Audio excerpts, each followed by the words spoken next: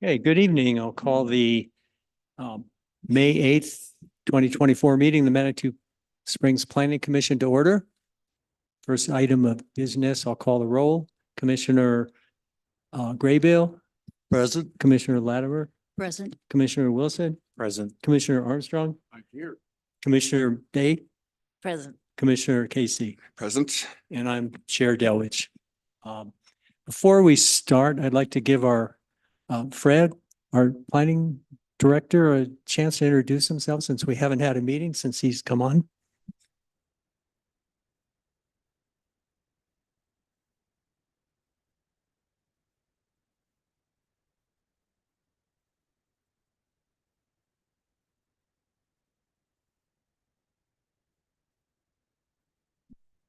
There we go. Thank you. Thanks for the introduction. And I'm happy to be here. I know we missed, we didn't have a planning commission meeting last month, so wasn't able to meet you all, but I'm the new planning director. I began the beginning of April. I'm very excited to be here. I came from Clear Creek County. I was working for the planning department in Clear Creek County up in Georgetown for a little over 20 years. So got a lot of experience in working in a mountain environment with a lot of topographical issues and things like that. Clear Creek County is also a heavy tourist community and recreation community. So having seen some parallels between the two places, but I'm happy to be here. I'm closer to home. I was born and raised in Colorado Springs, went to high school at Coronado High School. So I've kind of come back home, and I'm very, very excited to be here. So, and I'm presenting in front of you today too. So. Great, welcome.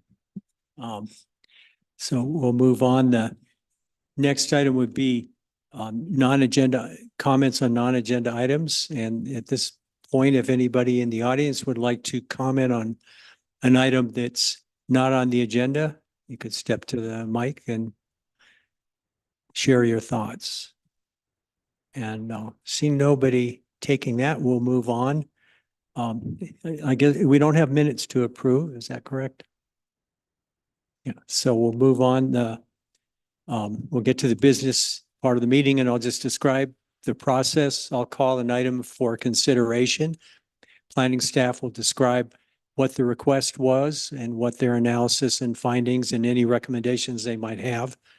Following that, we'll allow the applicant to speak, and following that, we'll open the hearing to the public. If anyone wants to make a comment on it, that would be the time. Then we'll vote either to approve, deny, possibly table if appropriate. We need more information or something, and then we'll move on to the next item. So are there any conflicts or ex parte contacts to disclose? No, I see none. So we'll take the first item as minor development 2402, 328 Manitou Avenue, Green Willow.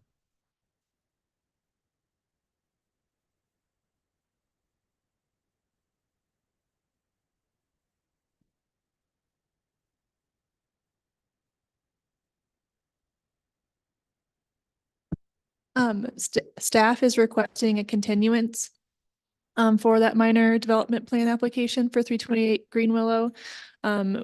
Similar to what we've seen before, we noticed it, gave opportunity to, but a sort of further review found that it was an incomplete application and they were not able to complete it prior to staff's requirements for meeting public notice for the agenda packet. So we are requesting a continuance to a date certain. So we are looking at the June meeting. So June 12th of 2024 is what we're requesting.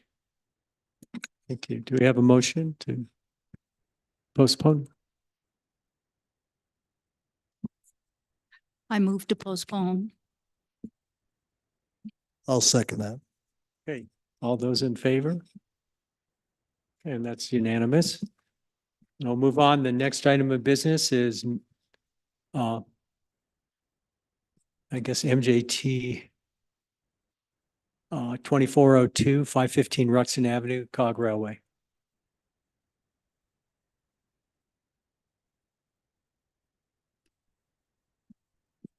Just clarification, MJT, I had to think for a minute, that's major temporary use. Yes, major temporary use permit. Share screen.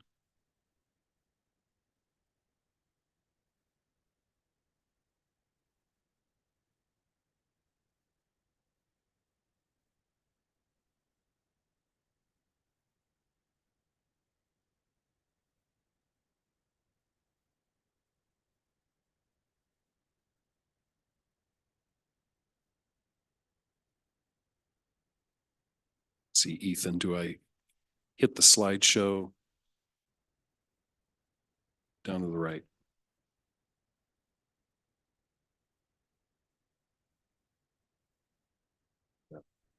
Okay. Okay, thank you very much. For the record, I'm Fred Rolandhagen, new planning director for Manitou Springs. This is case number MJT 2402. This is major temporary use permit request for extended hours of operation. The applicant and owner is Manitou and Pikes Peak Railway. Our representative is Ted Johnston, who's here in the audience. The request, I think you've heard this request, you heard this request last year as well. 515 Ruxton Avenue is requesting a major temporary use permit for extended hours of operation to operate the cog railway on 4 specific dates for this year. Sunday, July 21st, Thursday, August 1st, Wednesday, September 11th, and Monday, October 14th. And these days correspond with particular holidays that the Pikes Peak Summit Visitors Center has selected to have special, what they call special sunrise openings to allow for visitors to review the sunrise from the summit. Property is currently zoned commercial. And on my presentation, this is the specific request, identifies the dates and the arrival time and the approximate train departure time, which is outside of the normal hours of operation. It's anticipated that customer arrival will occur as early as 4 o'clock in the morning on July 21st, and then as late as 5:15 in the morning on October 14th. The train will be departing half an hour after customer arrival. Parking for customers is going to be accommodated on site, and trains will arrive back to the depot during normal operating hours. Also, if you see in there in the application, the applicant has indicated that has offered a portion of the sales for these events to be donated to various charities and causes. A little bit of background. The cog railway is operating under a conditional use permit that was approved in 2019. This conditional use permit contains a number of conditions that regulate the use of the property. One of those conditions is that the daily hours of operation remain between 7 a.m. and 9 p.m. And so that's why this proposal requires approval of a major temporary use permit so they can operate outside of these designated hours. As I said before, property is zoned commercial, approximately 17 acres in size, and has been used for commercial purposes since 1891. For a little bit of context, this is a zoning map on the presentation with the two properties that the cog railway has under their conditional use permit in bold red that straddle Ruxton Avenue. And then this is their site plan that is in their conditional use permit that was approved in 2019, showing parking and the general uses that are on the property.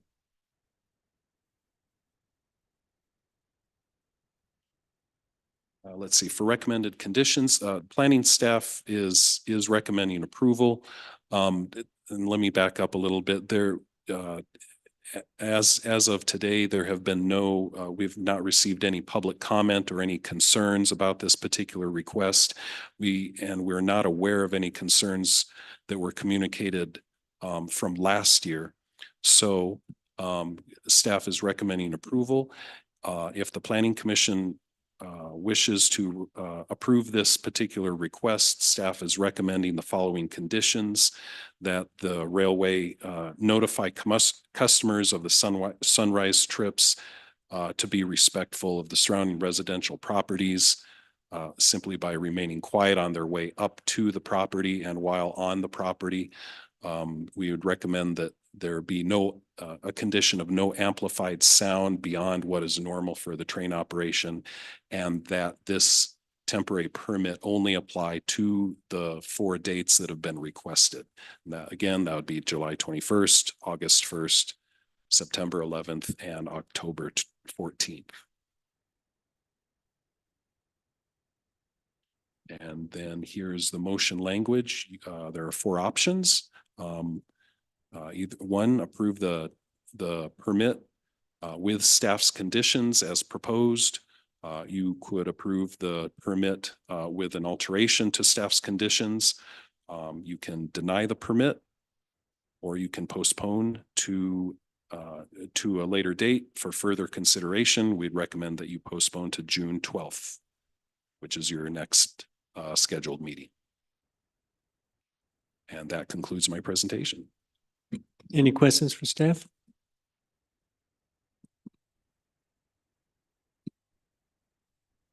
I'm not quite sure I understand. Deny it with the findings that the request meets the review criteria? I Or think does that's a not. typo. I think it should be does not. Yes, that's a typo. I apologize. It should be if you to deny the permit that because the request does not meet the review criteria. Any other questions? Okay, would the applicant like to come state your name and address for the record?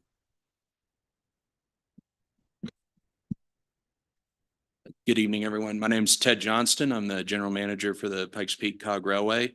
My address is 1903 West Kuchara Street, Colorado Springs, 80904. And it's nice to be back here again, and thank you for considering our application again this year. Last year was very successful for us. We were able to donate $22,000 from ticket proceeds from our 4 sunrise trains back to different items in the community. We did the library, the school district, the police and fire department, and oh, shoot.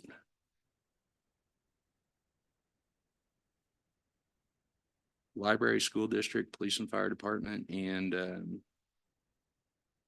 gosh, I can't remember, but it was just great for us to do this and be able to donate some money back into the community.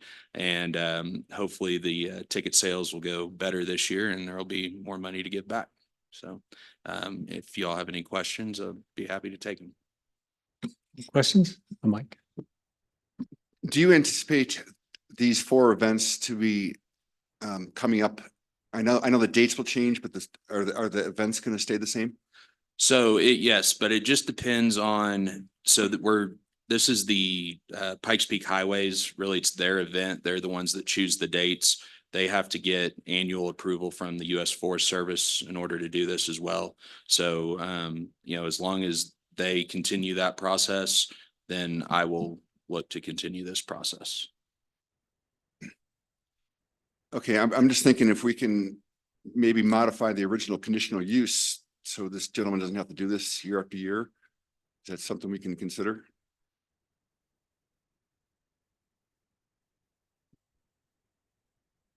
Yes, short answer, yes, that is something that we can consider. I think what we would need to see is a request from the property owner to do that. So, but that is definitely an option. Is that beneficial to you? I believe it would be, and I'm happy to work with Fred on that moving forward. All right, good, thanks. Yeah, the one caveat I would point out is that a major conditional use would get to go through the full process, including going before council and opening up the whole can of worms. So it wouldn't just be one. It would just be the whole process again. It wouldn't Yes. just be one amendment in a sense. Well, it would be, but it would still, you'd be facing all of council and all of, all the issues of, if we're going to, at least I don't think we have a process for just amending, having a line item change to it. So that would be my concern, just that. Okay. Well, I'm happy to talk with Fred Yeah. on that and see what the right process would be. Okay. Any more questions for staff? I just have a quick one. I'm wondering if the sounding of the horn is a part of normal train operation. So we will not sound the horn. In fact, our new trains did not come with bells, and I don't know if you've heard them, but the whistles on them are quite annoying sometimes. So we've actually retrofitted bells to those trains now so that to keep the noise level down. Thank you. Mhm. I think it's a nice, generous offer to donate some of the proceeds to local charities. Thank you.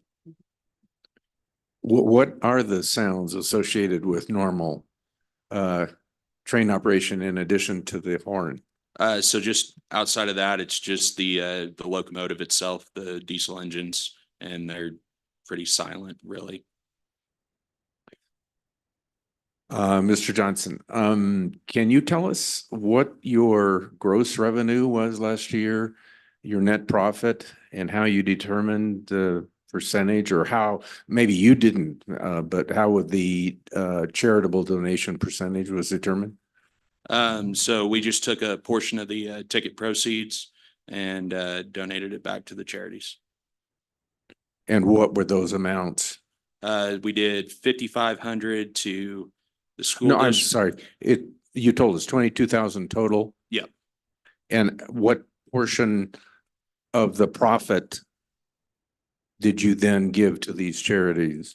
I don't have that number off the top of my head. Okay. And how was the charitable donation determined? Who determined it, and what criteria did they use? Are you talking the dollar amount or the? Yeah. That was just my determination. Okay.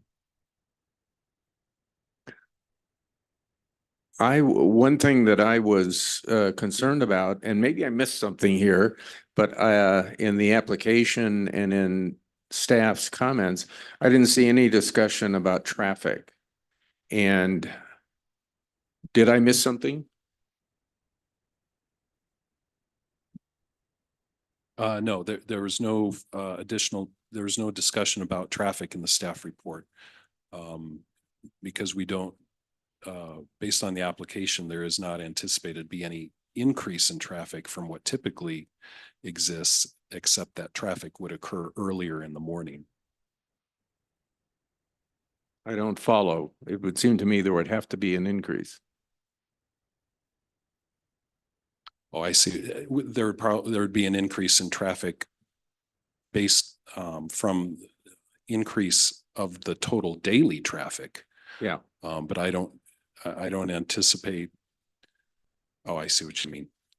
And that is traffic that's really at nighttime. I mean, when people are trying to sleep. I've had a concern ever since we had the town had the conversations with the COG from the very beginning about the traffic impacts. Ruxton is way overloaded, as is the impact on the residents already. Can you outline to us what measures have been taken? There was talk about a shuttle, but my impression is that all of the transportation to the COG is individual cars. I mean, yes, a lot of our customers arrive in their individual vehicles, but we've been shuttling customers since last year. We have an off-site parking lot located at the Colorado Springs Shrine Club. And then for the sunrise trains last year, we sent text messages the night before to our customers telling them, please respect our neighborhood. Don't, be loud. Don't have your music blaring. And then everybody, when they arrived, they parked and proceeded straight to the train. There was no outside noise that I'm aware of. And I mean, since we've reopened, we've sent over 2 million text messages to our customers, informing them of traffic and parking and, things, how to navigate Manitou. So I think we've done everything that I feel we've said we were going to do when we had those negotiations. And I think it's been fairly successful. One of the key components, it seemed to me, I may be wrong, was bringing groups of Broadmoor residents rather than asking everyone to be in their individual car. Now, if they park at or some of them park at the Shrine Club and then are transported in one of your mini vans or something like that, that would ameliorate it. But was that ever realized? I get Broadmoor residents. I guess I'm not. Guests at the hotel? I mean, Broadmoor guests do ride the train. But they are a very, very small percentage of our customer. Oh, okay. Okay, thank you. Any more questions? Okay, thanks. We'll bring you back if we need you. So the public hearing is open. If anybody in the audience would like to comment, now would be the time. And seeing no takers, I'll close the public comment portion of the hearing and we're ready to deliberate or make a motion if anybody's ready. My sense is this is reasonable. This is why we have the major temporary use. It's for infrequent events, and it seems like it was successful last year. And I haven't heard of a lot of negative feedback. If it was a weekly thing or monthly even, it might be a bigger deal, but I think it really is okay. And I support it for sure.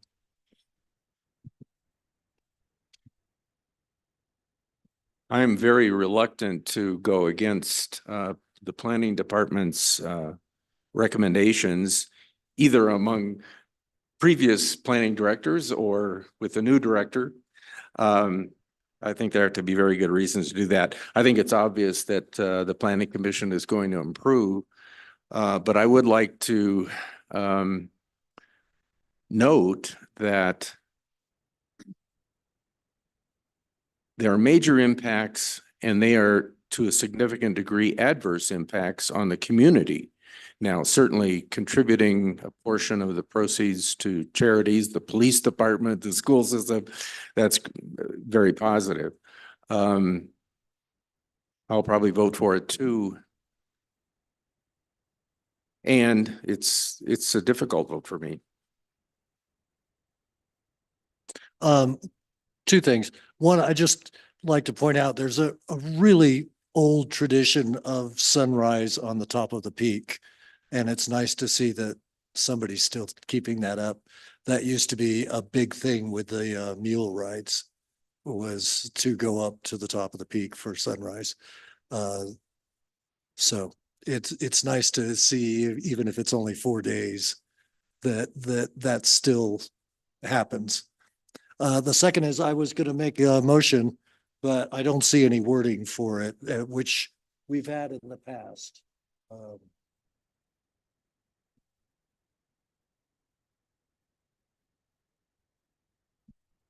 Okay. I make a motion that we approve the major temporary use permit for 515 Ruxton Avenue, the Cog Railway. Do we need more than that? Based upon the findings that the request meets the review criteria for granting a major temporary use permit as set forth in City Code section 18.06.4.8 parentheses G, with staff and conditions as outlined.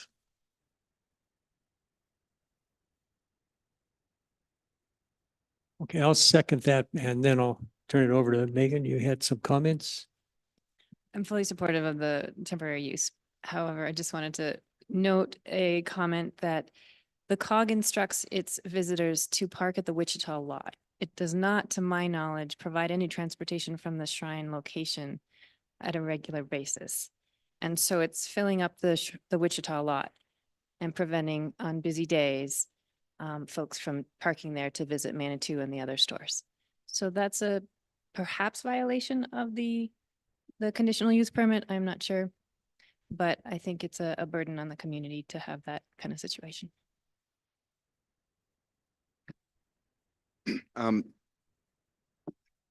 That's a very valid concern. I park in that lot all the time. And when there was the parking lot ambassadors are gone, but they were constantly answering questions. How do I get to the COG? How do I get to the COG? So that's a great point. So Ted, maybe just to make a note to discourage, I guess, right? Parking in the Wichita lot, because it's a disadvantage to the business owners. Certainly.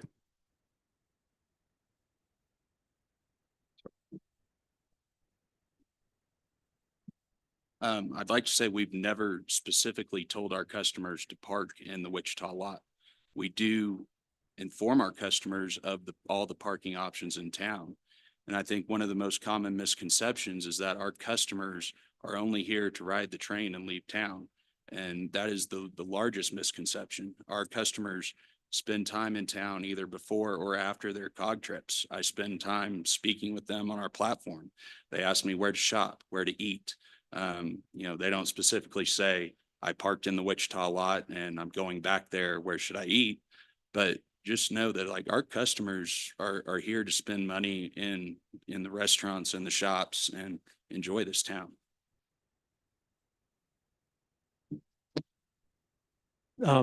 I guess it's, we can do some research. I don't recall the requirement was in the original conditional use of where the parking would be. I think the city staff and council has worked a lot to try to come up with a strategy, but I'm not aware that that was in our original conditional use. And I appreciate your feedback. That's excellent input for sure.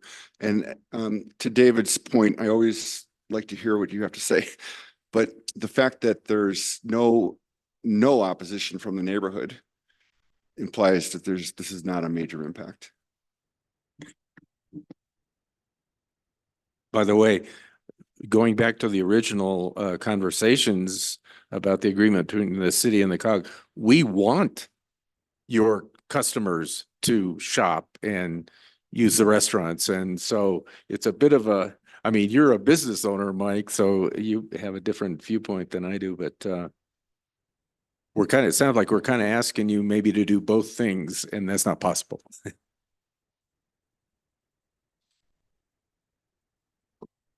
Are there any, if no more comments, we have a motion and a second. So all those in favor?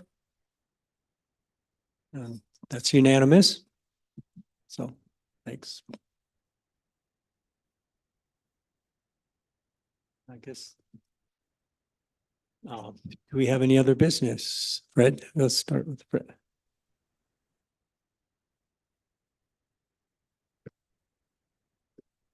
I don't believe so unless we have any staff updates or anything. Yeah, I think there's two items that we'd like to discuss. We have our attorney online, and she will give us a brief update on a recent bill that was signed by our governor in April. And then I think that we'll start with Ellie. Can you hear me? Yes, we can. Okay, great. Hi, everyone. Ellie Laboon. I am the Planning Commission attorney. Just a quick update on a House Bill 2024-1007 is the bill number, in case anyone's curious.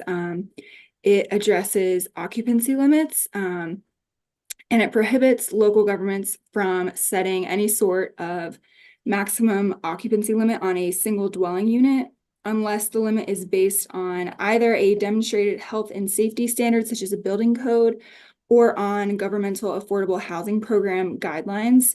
So it expressly prohibits all other occupancy limits, including those based on a family relationship. So currently in the Manitou Springs Code, section 15.08.120 addresses occupancy limitations.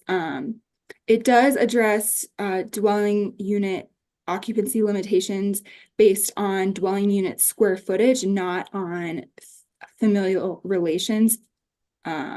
So we have one person per 100 square feet, 2 people per 175 square feet, 3 per 250, and it goes up all the way up to 7+, and it's 60 square feet for each additional person beyond 7. And then this section specifies that under no circumstances shall more than 850 square feet be required for any one family. So the code section does mention family, but it specifies unit square footage per person, not per family. And it does not mention family relations. So this bill is really in response to some code sections that were in violation of kind of the family dwelling unit issue. There was something in Boulder, so this is kind of common in college towns. As you can imagine, you have houses where lots of unrelated people live together, and actually there is a lot of history behind this area of law and allowing people who are unrelated to live together. Currently, as the code is written, I do not see any issues. However, the bill goes into effect, so it's been signed into law. It goes into effect July 1st.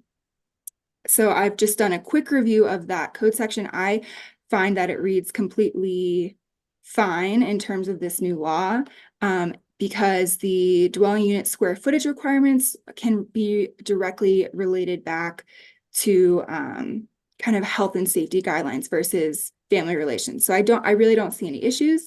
However, it's always good to kind of bring to your attention any new laws that have to do with zoning. So I'm happy to answer any questions. I don't think any changes will be needed to the code. But just moving forward, if it ever comes up, no occupancy limits based on family relation.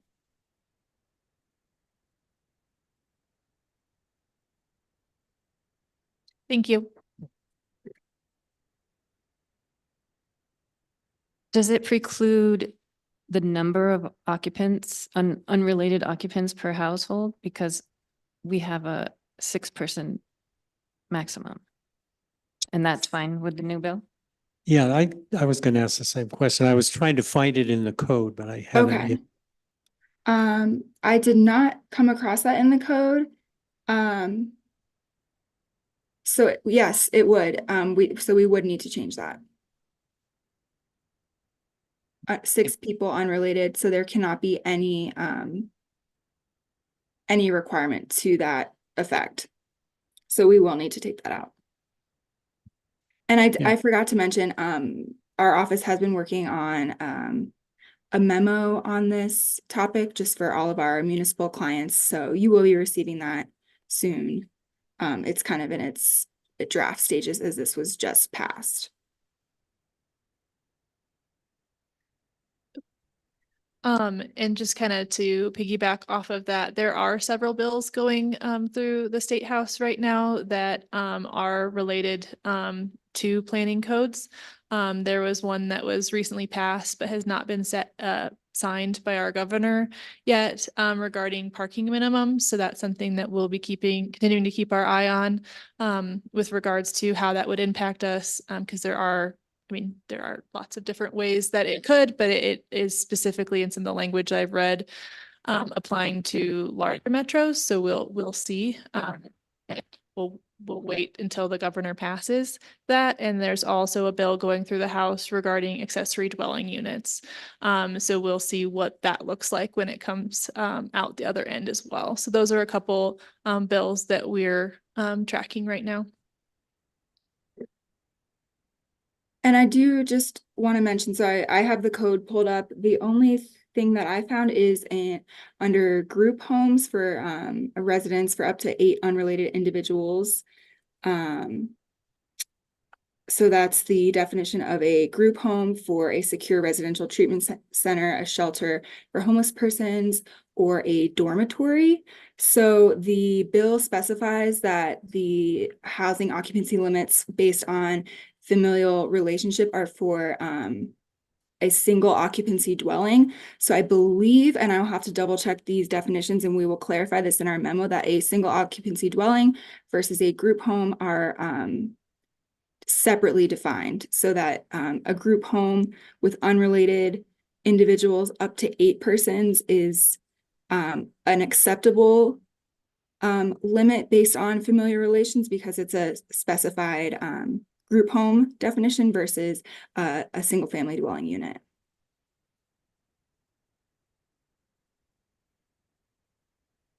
Okay, anything else?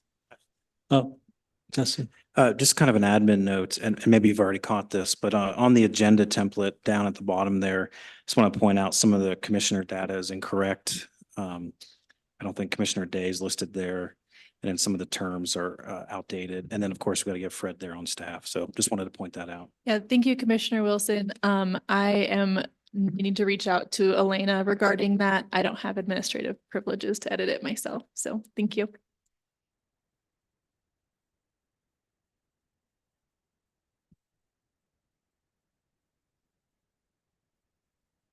Okay. Anything else? David? Fred, it sounds like you will receive this request, or we will receive this request from the COG next year. I would request of you that there be some real data. Obviously, it's well-intentioned. There's some big benefits from it. And I think it's worthwhile to take a good hard look at the finances and the traffic impacts. Thank you. Thank you very much. Okay. Anything else? Yeah, one more staff update. Wanted to provide a quick update of Plan Manitou. Very quickly,